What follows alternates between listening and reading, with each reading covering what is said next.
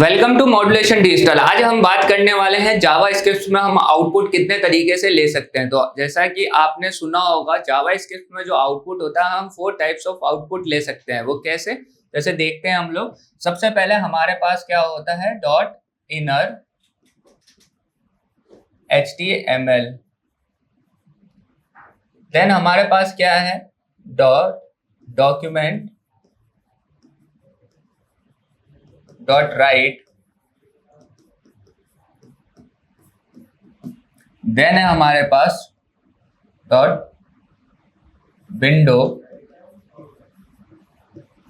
Dot alert.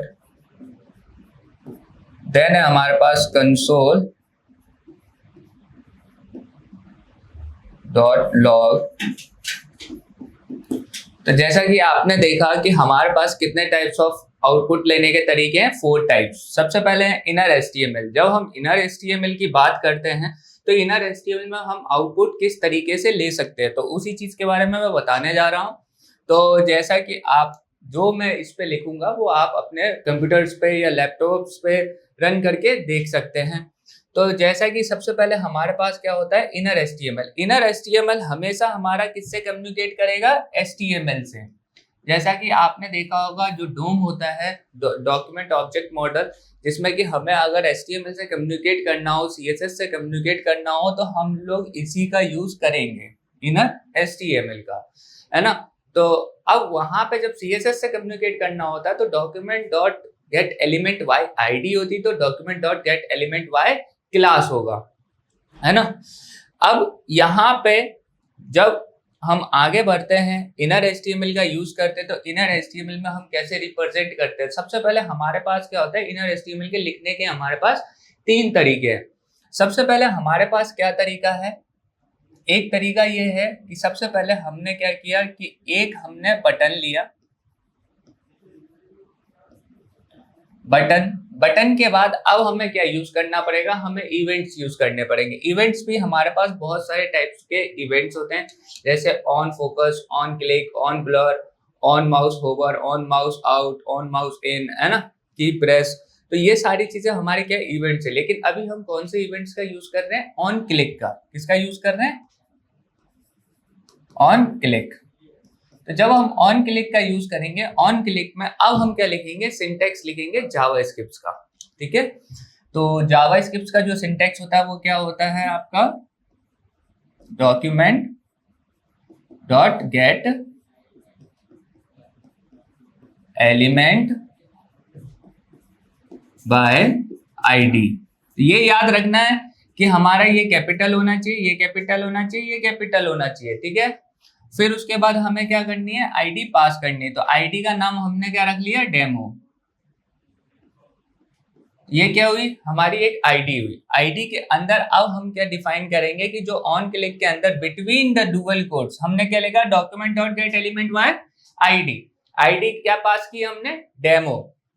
फिर उसके बाद डॉट हमारा आएगा, डॉट के बाद क्या लिखेंगे हम लोग, INNER inner HTML। Then dual quotes, और डुअल कोट्स के बाद हमने सिंगल कोट्स इसलिए यूज किया है क्या, क्योंकि जब डुअल कोट्स यूज करेंगे तो उसके अंदर सिंगल कोट्स यूज करेंगे, जब सिंगल कोट्स यूज करेंगे तो उसके अंदर हम डुअल कोट्स यूज करेंगे। तो अभी हमने ऑन क्लिक में क्या यूज किया है, डुअल कोट्स, इसलिए हमने इधर क्या यूज किया है, सिंगल कोट्स, ठीक है। फिर यहाँ पे सिंगल कोट्स यूज करेंगे और यहाँ पे क्या लिखेंगे, हेलो वर्ल्ड।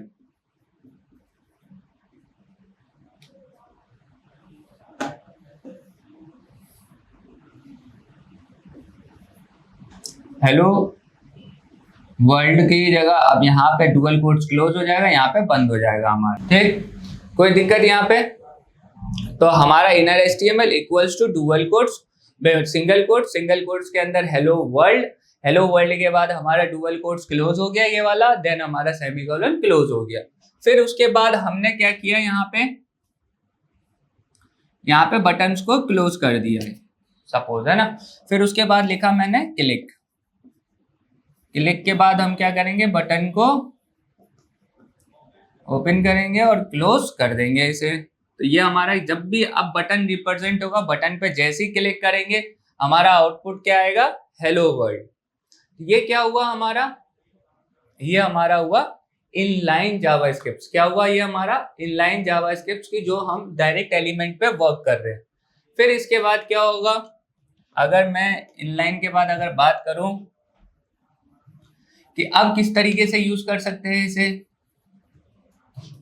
तो अब हमारे पास क्या होना चाहिए? अब हमारे पास होना चाहिए सबसे पहले आईडी को उसमें पास कर दिए होते आप, ठीक है, आईडी पास हो गई होती। जैसे ही आपने लिखा था बटन, बटन के बाद आपने डेमो आईडी बनाई थी, यहाँ पे आप देख रहे होंगे, ये देखिए आपने क्या किया, एक डेमो आईडी बनाई थी। डेमो आईडी को आप क्या करेंगे, यहाँ पे एक h1 ले लेंगे, है ना, h1, और यहाँ पे ID equals to dual quotes के बीच में हम क्या लिखेंगे, आईडी का नाम। आईडी का नाम क्या है हमारा?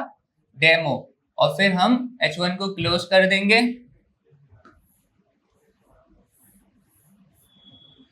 और क्लोज करने के बाद हम यहाँ पे h1 को क्लोज कर देते हैं। तो अब देखिए क्या हुआ, जैसे ही क्लिक किया, क्लिक करने पे क्या हुई, आईडी पास हुई। आईडी कहाँ थी हमारी? यहाँ थी। फिर आईडी में हमारा इनर एचटीएमएल क्या हो जाना चाहिए था? Stored hello world. जैसे ही क्लिक करेंगे h1 में हमारा क्या दिखेगा? हेलो वर्ल्ड, ठीक है। अब हम आगे बढ़ते हैं। अब एक तो तरीका ये हो गया, दूसरा तरीका इनर एचटीएमएल को ही रिप्रेजेंट करने के लिए हम लोग इंटरनल जावास्क्रिप्ट का यूज करते हैं। इंटरनल जावास्क्रिप्ट का मींस कैसे? अब यहाँ पे हमें क्या करना पड़ेगा, सबसे पहले एक बटन बनाना है। बटन के बाद हमें ऑन क्लिक इवेंट का यूज करना ही पड़ेगा। जब हम यूज करेंगे इंटरनल, तो हमें फंक्शंस का यूज करना होगा। किसका यूज करना होगा?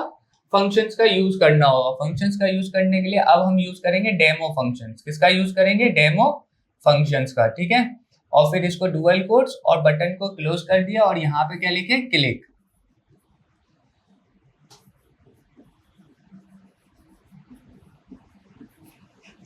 अब यहाँ पे आप देख रहे होंगे कि हमारा जो फंक्शन है, फंक्शन कौन सा कॉल हो रहा है?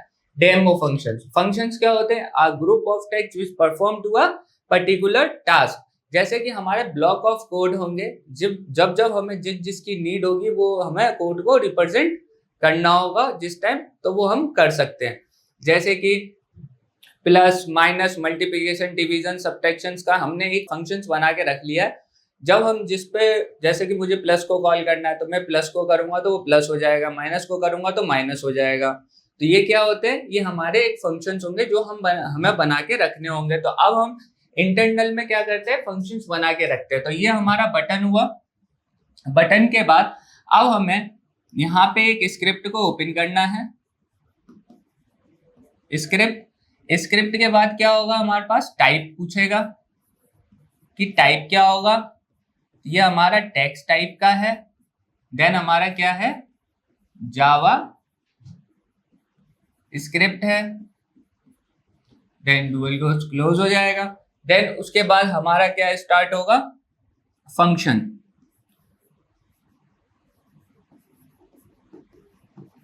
ये एफ है ना, फंक्शन। देन फंक्शंस के बाद हम लोग क्या यूज करेंगे? Function. Then function name. Function name हमारा क्या है? डेमो। देन हमारा यहाँ पे ब्रैकेट आया, then curly bracket. Curly bracket के अंदर हम क्या लिखेंगे? Document dot get element by ID. Then हमारा क्या होगा? हेलो हमने क्या पास किया है? एक आईडी। हेलो क्या हमारी एक ID dot inner HTML।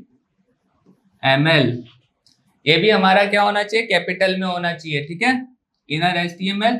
Inner HTML के बाद dual quotes equals to, then dual quotes, और डुअल कोट्स के बीच में हमने क्या लिखा? Hello world. डुअल कोट्स को क्लोज किया, यहाँ पे हमने सेमीकोलन लगा दिया। देन उसके बाद हमने यहाँ पे कर्ली ब्रैकेट को क्लोज कर दिया। देन हमारा यहाँ पे क्या बंद हो जाएगा? स्क्रिप्ट। स्क्रिप्ट क्लोज हो जाएगा।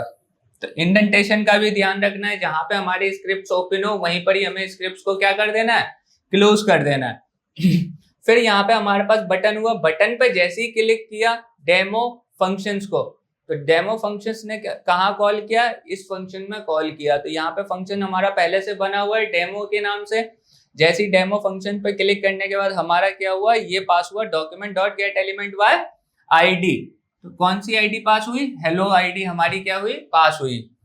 हेलो आईडी पास होगी तो यहाँ पे हमें एक h1 लेना है। h1 में हमें क्या लिख देना, ID equals to dual quotes, और डुअल कोट्स के बीच में हमारा क्या जाएगा यहाँ पे, हेलो। देन हमारी यहाँ पे क्या हो जाएगी, यहाँ पे h1 हमारा क्लोज हो जाएगा। ठीक, तो ये हमारा आउटपुट आ जाएगा। जैसे ही इस पे क्लिक करेगा देन हमारा ये फंक्शन कॉल होगा। ये फंक्शन कॉल होगा तो इस फंक्शन के अंदर हमारा ऑलरेडी लिखा हुआ document dot get element by ID, then hello. Hello जैसे ही हमारा वहां पे आईडी पास हुई, हेलो के अंदर हमारा हेलो वर्ल्ड लिखा था, तो यहाँ पे हमारे पास ऑटोमेटिकली क्या लिखा आ जाएगा, हेलो वर्ल्ड। तो ये क्या हुआ हमारे पास एज अ एक इंटरनल। अब हम बात करें एक्सटर्नल को, तो एक्सटर्नल में क्या करेंगे कि जो फंक्शंस हमने ये लिखा हुआ है, ये वाला, इस फंक्शंस का ये वाला जो चीज है ये हटा देंगे, जो स्क्रिप्ट लिखा हुआ है क्लोज हो रहा है ये, और ये वाला जो चीज है इसको हटा देंगे। जो बीच का जितना ये पार्ट है यहाँ तक, कर्ली ब्रैकेट ओपन और कर्ली ब्रैकेट क्लोज तक, तो ये हम क्या करेंगे, एक न्यू फाइल बनाएंगे। एक न्यू फाइल बनाए, न्यू फाइल के अंदर हम क्या करेंगे, इसे रख देंगे। ठीक है, पेस्ट कर देंगे। जब न्यू फाइल के अंदर लिखेंगे ये चीज सेम रहेगी, ये भी। ठीक है, जब न्यू फंक्शंस के अंदर लिखेंगे तो वहां पे अब हमें क्या करना पड़ेगा, एक स्क्रिप्ट को ओपन करना पड़ेगा। ये आप चाहे फुटर में लगा सकते हैं, चाहे आप हेडर में लगा सकते हैं। ठीक है, डिपेंड्स ऑन योर रिक्वायरमेंट्स। तो स्क्रिप्ट के बाद हमारे पास क्या है, type equals to text type होगा ये, देन जावा स्क्रिप्ट होगी, देन डुअल कोट्स, और फिर जावा स्क्रिप्ट के बाद हमारा क्या होगा, SRC। जब CSS लिंक करते हैं तो हम लोग HREF यूज करते हैं, लेकिन जब जावा स्क्रिप्ट को लिंक करेंगे तो हम लोग स्क्रिप्ट के साथ SRC का यूज करेंगे। SRC मीन्स मतलब सोर्स कोड, वो वहां से क्या लेके आ रहा है, आपका एक सोर्स कोड उठा के लेके आ रहा है। SRC इक्वल्स टू, अब आपने फाइल का नाम क्या बनाया हुआ उधर, है ना, तो जैसे कि हमने तो फाइल का नाम बनाया हुआ है new.js। ठीक है, तो आप भी new.js के नाम से एक फाइल बना लेंगे जहां पे आप इसे इंसर्ट कर देंगे। अगर यहाँ पे आपको लिंकिंग प्रोसेस समझ में नहीं आ रहा है, जैसे कि हम लोग लिंकिंग का भी जो ऑफलाइन लिंकिंग करते हैं, हमारे पास 2 टाइप्स ऑफ URL होते हैं, एब्सोल्यूट और रिलेटिव। ठीक है, अगर यहाँ पे आपको दिक्कत आ रही है तो आप पिछली वीडियोस को देख सकते हैं, जहां पे भी आपको ये पता चल जाएगा कि हम जो SRC या HREF में कितने टाइप्स ऑफ URLs को इंसर्ट कर सकते हैं और कैसे कैसे कर सकते हैं। ठीक है, फिर इसके बाद हम क्या करेंगे, इसे क्लोज कर देंगे और स्क्रिप्ट को हम लोग यहाँ पे क्लोज कर देंगे। ये हमें कहाँ लिखना होगा, ये वाली चीज हमें HTML की फाइल में, चाहे टॉप में या बॉटम में, हमें इसे लिखना है। फिर जो हमारी न्यू फाइल बनी है new.js में हमें क्या कर देना, ये वाली चीज को कॉपी करनी थी और फिर उसको वहां पे पेस्ट कर देना। तो जैसा आपका इंटरनल काम कर रहा था वैसे ही आपका एक्सटर्नल भी काम करने लगेगा। ठीक है, इसमें कोई दिक्कत है? आई होप कोई भी दिक्कत नहीं होगी, क्योंकि हम लोगों का जो ये कोड है वो आप डायरेक्टली आप अपने लैपटॉप या डेस्कटॉप पे भी लिख के रन कर सकते हैं। अब इसके बाद आगे बढ़ते हैं, तो ये हमारा हुआ इनर HTML का कॉन्सेप्ट। फिर उसके बाद क्या हमारा document dot right. Document dot right का काम क्या होता है, डायरेक्ट आउटपुट को प्रिंट करना। जैसे आपने कोई भी स्क्रिप्ट लिखा यहाँ पे, जैसे कि सपोज मैं बताता हूं आपको, यहाँ पे आपने क्या किया, कोई भी एक स्क्रिप्ट लिख दिए, script then type and equals to text type / Java script. ठीक, और फिर इसमें आपने क्या डिफाइन किया, वेरिएबल को डिफाइन किया, where x = 10 और where y इक्वल्स टू 20। अब हमें क्या करना है कि उसको प्रिंट करना है वेरिएबल के डेटा को। तो सपोज एक वेरिएबल लिया where z equals to x plus Y. तो अब जो हमारी x के अंदर 10 थी, y के अंदर 20 थी, तो यहाँ पे हमारा क्या हुआ 10 प्लस 20 कितना हुआ 30। 30 हमारा कहाँ स्टोर हो गया z के अंदर। ठीक, तो अब हमें यहाँ पे डायरेक्ट आउटपुट प्रिंट कराने के लिए डॉक्यूमेंट डॉट राइट देन हमारा क्या जाएगा यहाँ पे z। तो अब हमारा आउटपुट क्या प्रिंट हो जाएगा z, क्योंकि ये डायरेक्टली प्रिंट हो रहा है। क्या हो रहा है हमारे पास, ये डायरेक्टली प्रिंट हो रहा है। तो यहाँ पे अब हम क्या कर देंगे, स्क्रिप्ट को क्लोज कर देंगे। ठीक है, तो ये हमारा डेटा आ जाएगा। ये सिर्फ इंटरनल और एक्सटर्नल में यूज कर सकते हैं आप, डॉक्यूमेंट डॉट राइट। ठीक है, और हम लोग आगे बढ़ते हैं। तो अब हमारे पास क्या था, इसके बाद देखेंगे window dot alert. Window dot alert का काम क्या होता है, सिस्टम जनरेटेड पॉपअप को रिप्रेजेंट करना। कैसे, जैसे कि अभी हमने क्या यूज किया, डॉक्यूमेंट डॉट राइट यूज किया। ये डॉक्यूमेंट डॉट राइट यूज किया। इसी की जगह हम इसको हटा के क्या करेंगे, आउटपुट के लिए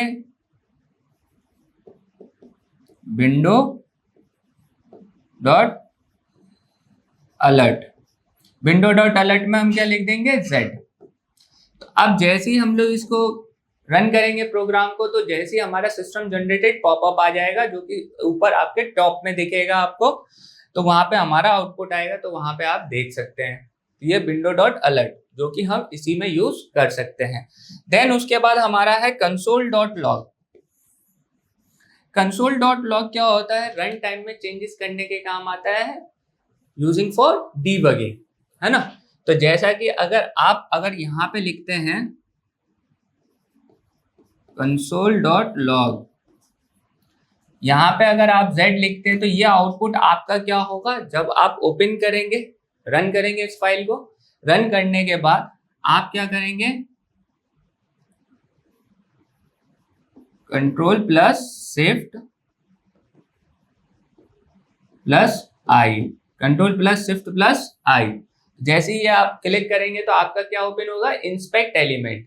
जब इंस्पेक्ट एलिमेंट पे बॉटम में जो आपका आएगा, जैसे एलिमेंट आएगा, फिर कंसोल आएगा, तो उस कंसोल पे क्लिक करेंगे। जैसे ही कंसोल पे क्लिक करेंगे आपका आउटपुट आ जाएगा। ठीक है, ये रन टाइम चेंजेस के लिए, डिबगिंग के लिए यूज होता है। ठीक है, जो कि हमारा जावास्क्रिप्ट में है।